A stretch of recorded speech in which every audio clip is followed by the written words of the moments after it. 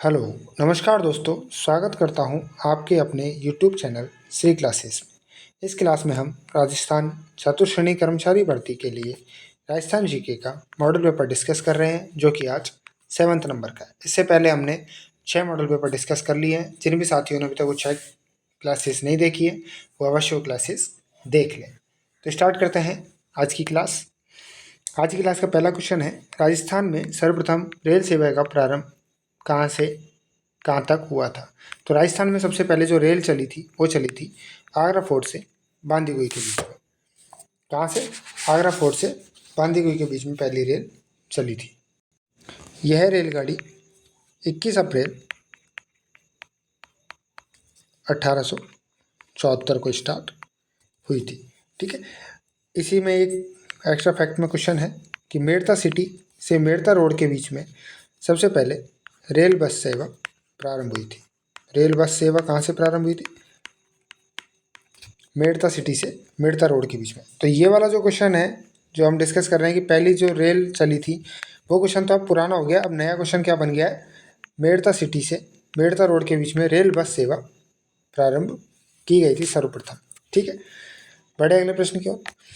अगले प्रश्न पे जाने से पहले कुछ और एक्स्ट्रा फैक्ट हैं जो मैं अभी डिस्कस कर लेता हूँ। देखिए, कुछ झील है और वो कहाँ स्थित है उसके बारे में देख लेते हैं।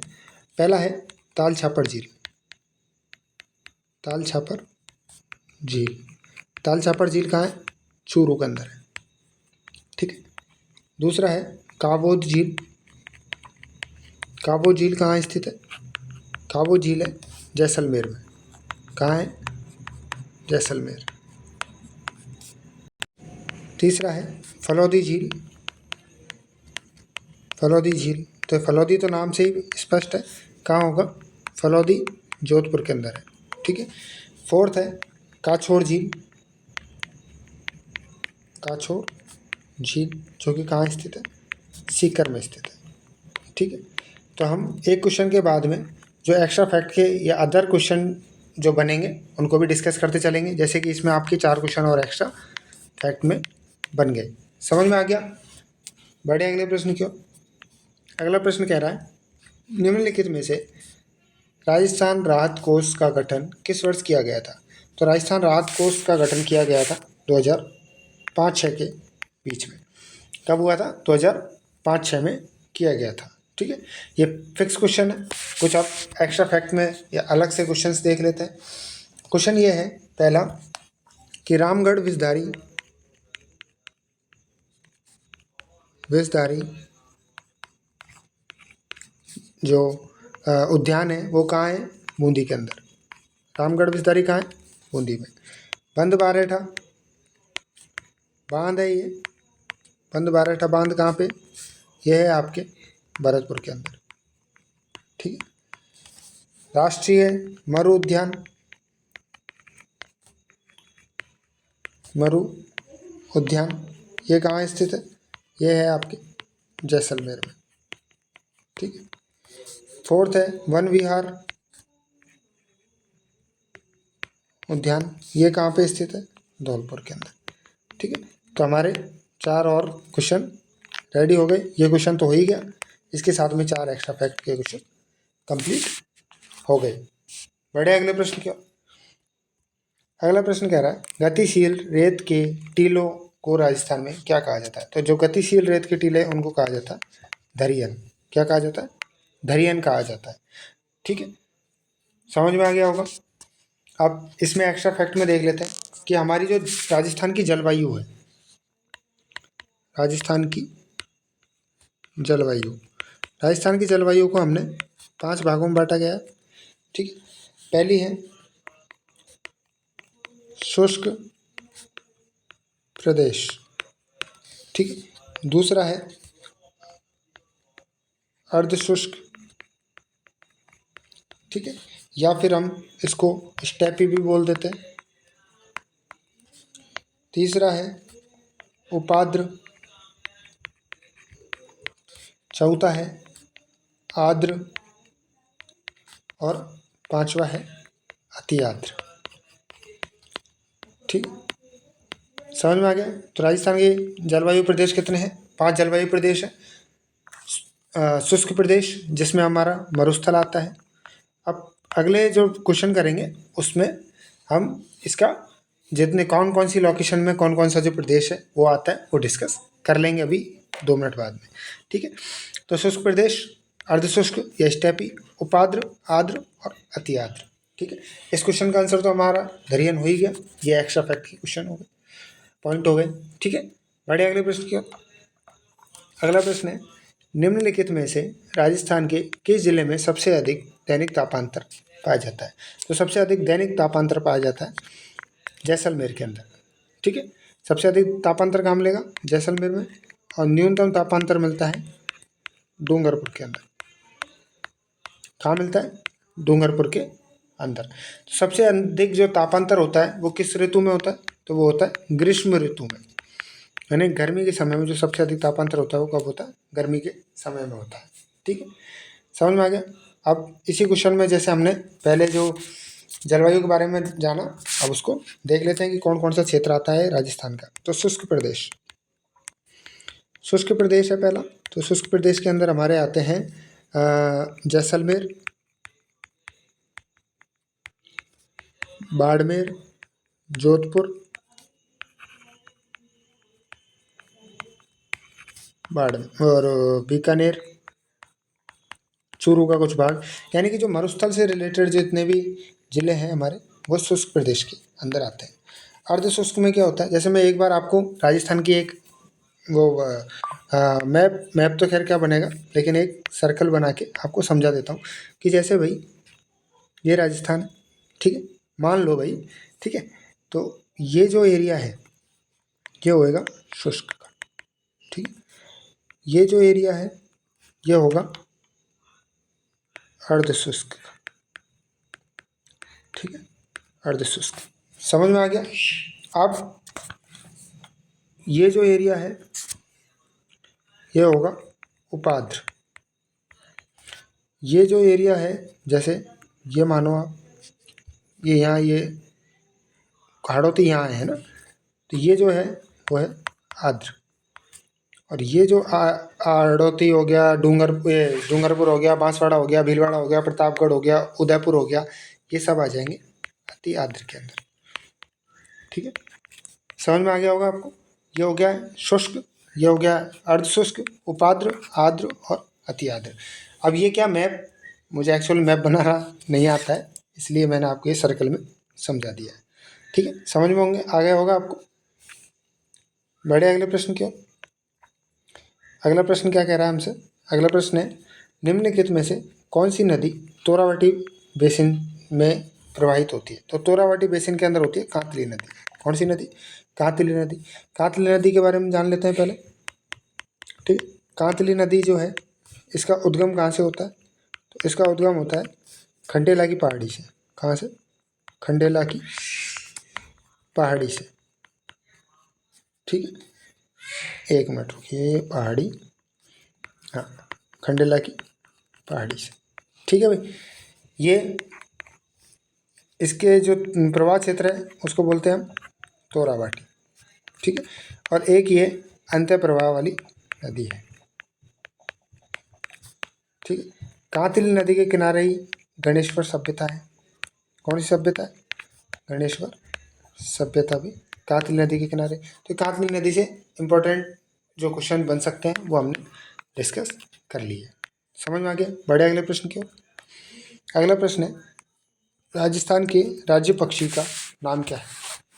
तो राजस्थान का राज्य पक्षी जो है वो है घोड़ावन, ठीक है। घोड़ावन, इसको हम बोल सकते, इसके हम बोलते हैं ग्रेट इंडियन बर्ड्स, ठीक है। इसको सोहन चिड़िया भी बोलते हैं, ठीक है।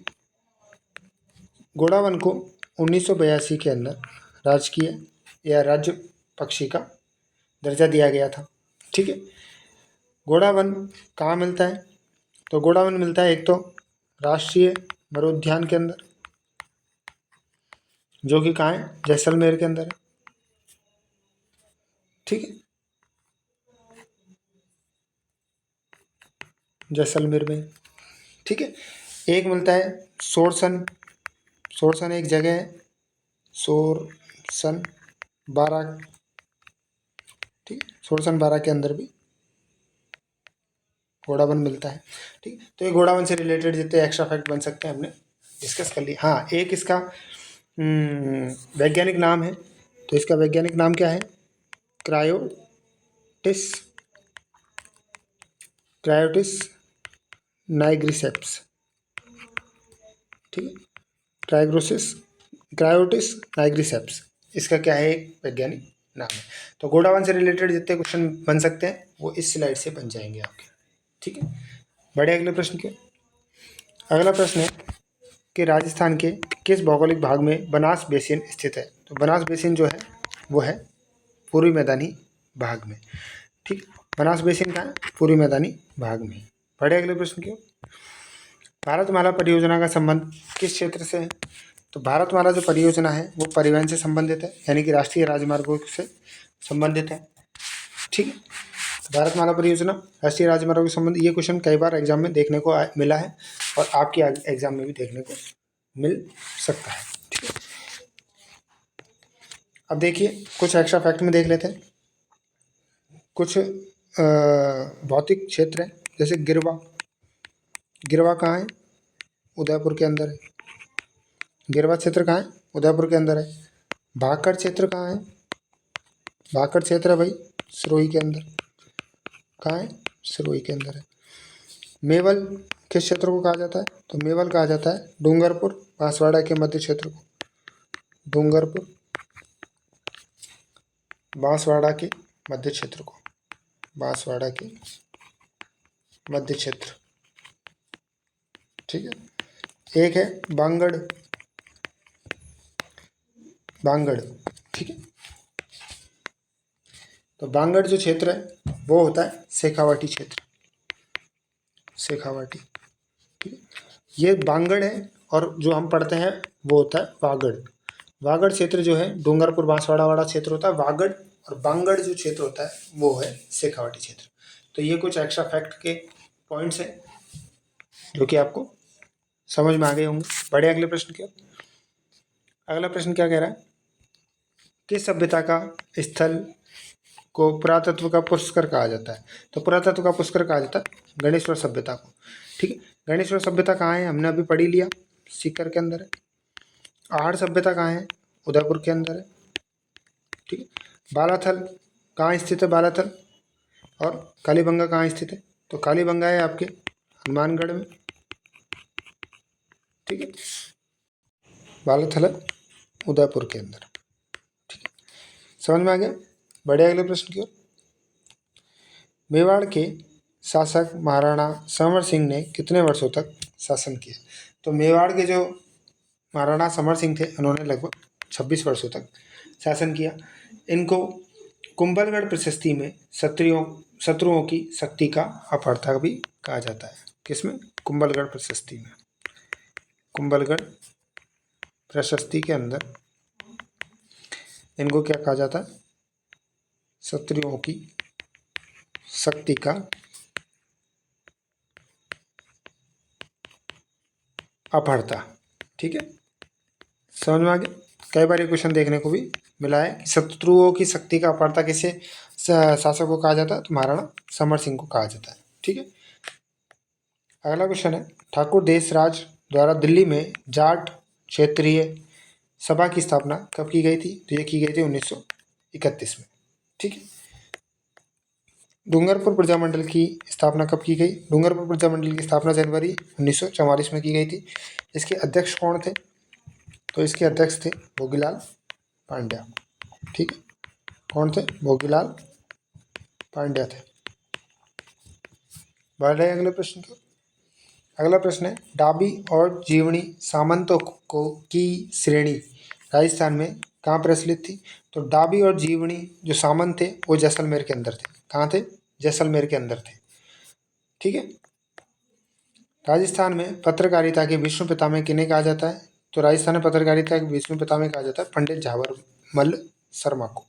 ठीक है, पंडित झावरमल शर्मा को राजस्थान में पत्रकारिता के विश्व पितामह कहा जाता है। कन्हैयालाल सेठिया का एक प्रसिद्ध गीत है धरती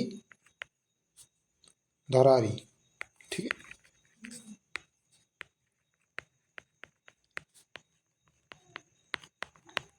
है, ठीक। बढ़े अगले प्रश्न के।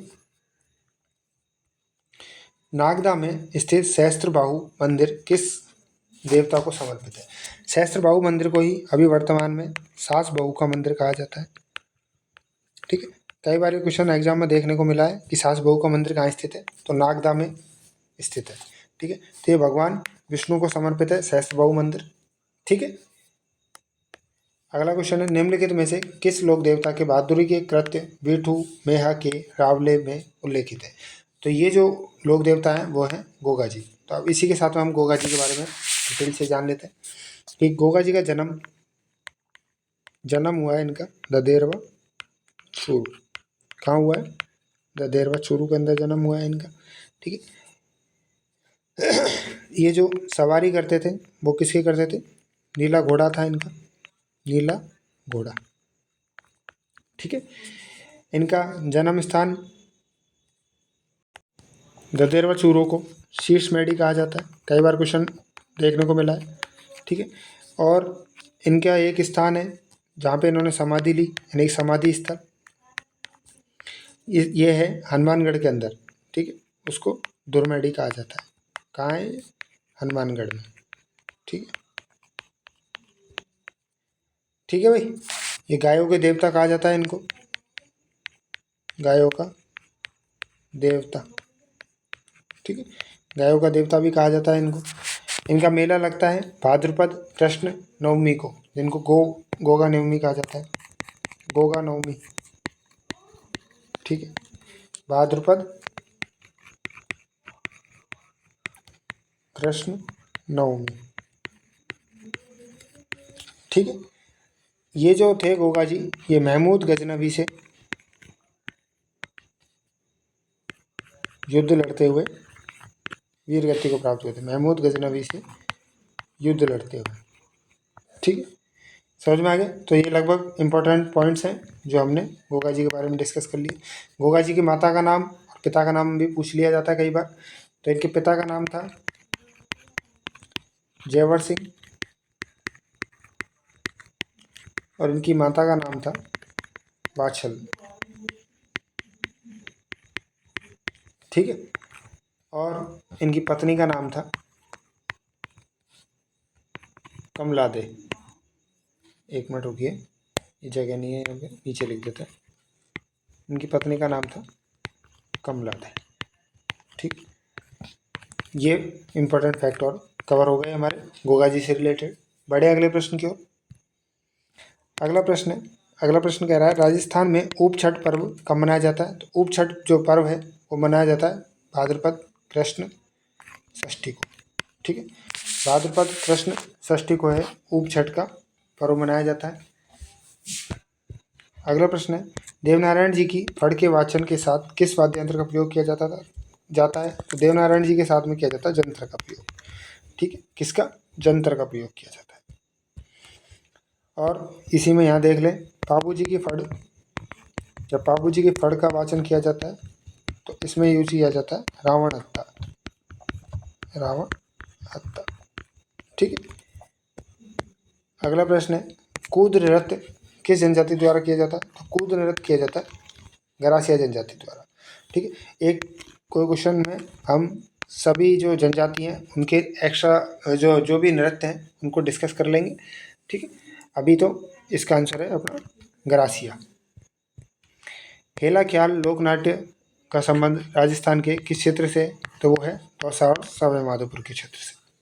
ठीक, सुवटिया लोकगीत का संबंध किससे? सुवटिया लोकगीत है वीरांगना स्त्री से, जिसमें क्या है कि जो स्त्री है अपने जो पति है उसके विदेश जाने पर, वीरांगना नहीं यार, इसमें क्या है ऑप्शन भील भी दे रखा है। ठीक, तो भील स्त्री से होएगा क्योंकि ये वीरांगना नहीं होगा इसका आंसर। ठीक है, भील स्त्री से है। सुवटिया लोकगीत जो है भील स्त्री से संबंधित है, क्योंकि मेरे को डाउट लगा, मैं रुक गया, मैंने कहा यार ये वीरांगना नहीं होगा, भील होगा, क्योंकि भील, ये जो सोवटिया जो लोकगीत है ये तब गाया जाता है जब किसी का पति, यानी कि किसी भी भील स्त्री का पति विदेश में रह के या परदेश में नौकरी करता है, तो वो उसको संदेश भेजने के लिए क्या करती है, इस गीत का उपयोग करती है। ठीक है, विरह गीत बोल सकते हैं इसको हम, सोवटिया विरह गीत है। ठीक है, तो भील स्त्री का है। बड़े अगले प्रश्न का, अचलदास खींची वचनिका किस रियासत से संबंधित है? तो अचलदास खींची का संबंध था गागरोन रियासत से, गागरोन रियासत से। संसद के प्रत्येक सदन में बैठक के लिए कौन आहूत करता है? तो संसद के जो प्रत्येक सदन है बैठक के लिए राष्ट्रपति आहूत करता है। ठीक है, प्रधानमंत्री बनने के लिए न्यूनतम आयु क्या चाहिए? प्रधानमंत्री बनने के लिए 25 वर्ष चाहिए। विधान परिषद या राज्यसभा के सदस्य के लिए 30 वर्ष की आयु चाहिए। वोट डालने के लिए 18 वर्ष के लिए। और राष्ट्रपति, उपराष्ट्रपति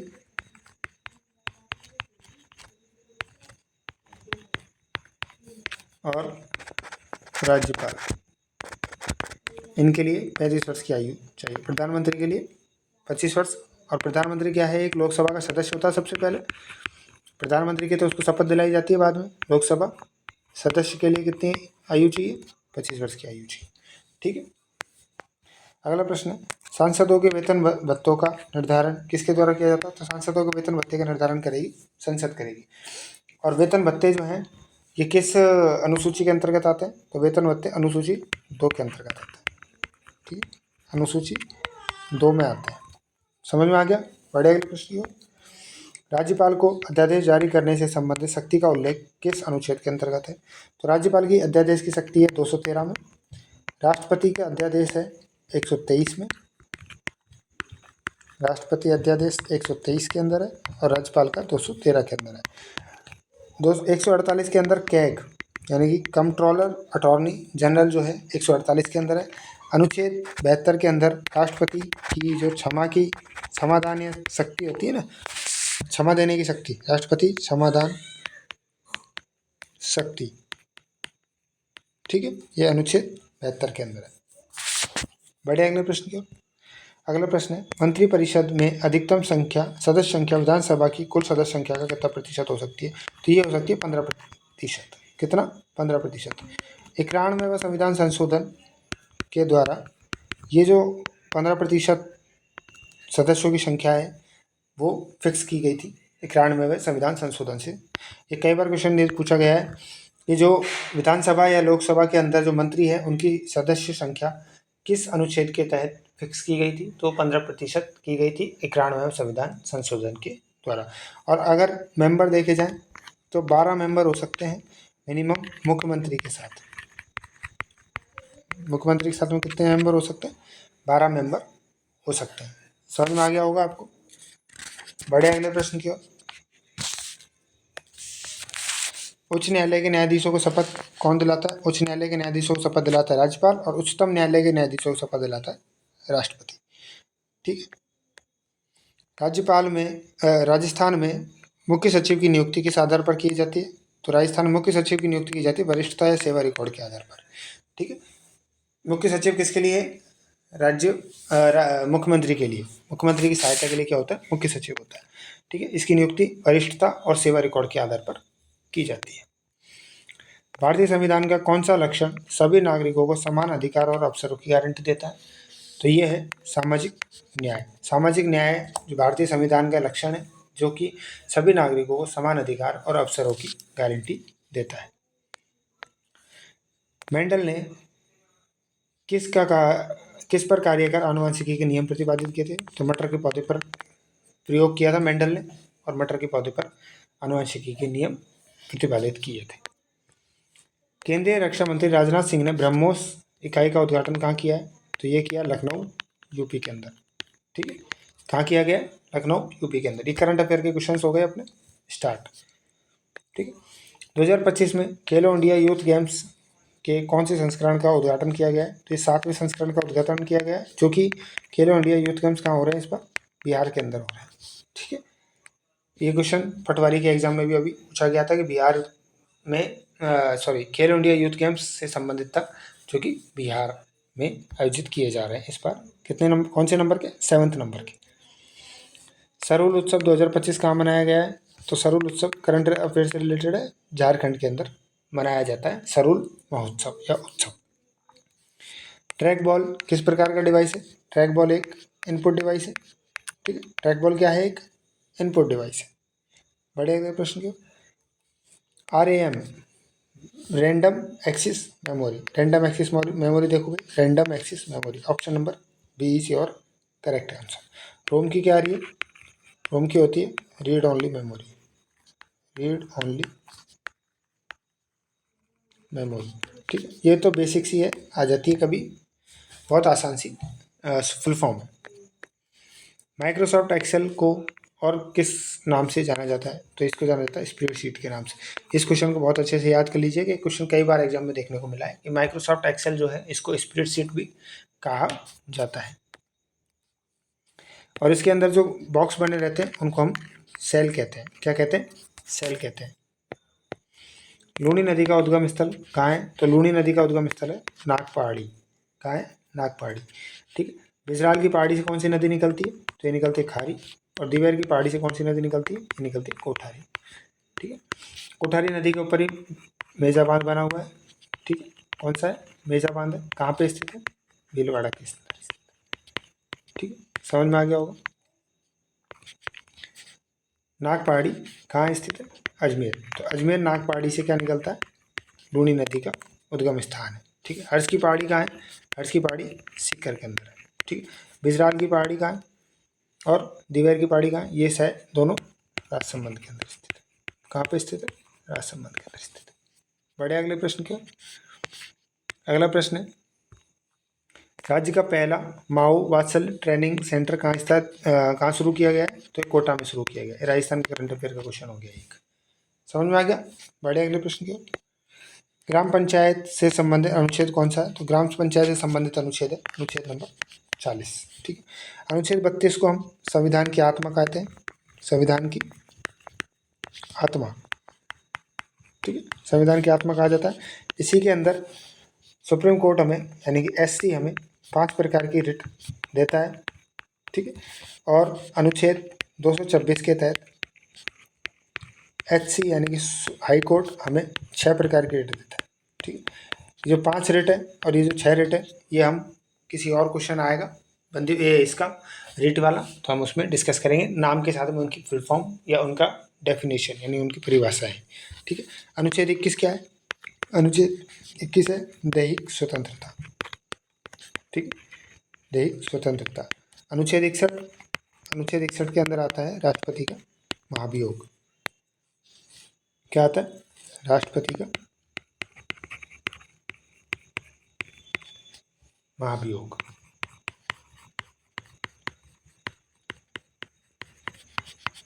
ठीक है। समझ में आ गया? तो उम्मीद करता हूँ आपको ये क्लास पसंद आई होगी और इसके जो क्वेश्चंस हमने किए हैं वो आपको समझ में भी आ गए होंगे। हमने इस क्लास में कुछ एक्स्ट्रा टॉपिक के कुछ एक्स्ट्रा फैक्ट्स भी देखे जो आपने पहले वाले क्वेश्चंस में देखे होंगे, ठीक है। जैसे कि हमने ये डिस्कस किए थे, ठीक है। ये एक्स्ट्रा फैक्ट के क्वेश्चंस थे, ठीक है। समझ में आ गया होगा। ये हमने एक क्षेत्र के हिसाब से देख लिए थे, तो लगभग इसमें 7-8 क्वेश्चंस कवर हो गए थे हमारे, ठीक है। ये हमने जो वन क्षेत्र है वो देख लिया था यानी कि उद्यान वगैरह, ठीक है। ये हमने एक्स्ट्रा फैक्ट में क्वेश्चन, तो इस टाइप से एक्स्ट्रा फैक्ट में क्वेश्चन हम डिस्कस कर रहे हैं जो कि आपके एग्जाम में देखने को मिलेंगे और आपको आसानी से क्वेश्चन एग्जाम में टिक कर सकते हैं, ठीक है। तो इसी के साथ में आज की क्लास हमारी यहीं कंप्लीट होती है। फिर हम मिलते हैं नई क्लास में और अपने अन्य साथियों के साथ में शेयर कीजिए क्लास को। और आपने अभी तक चैनल सब्सक्राइब नहीं किया है तो चैनल सब्सक्राइब कर लीजिएगा। तब तक के लिए जय हिंद,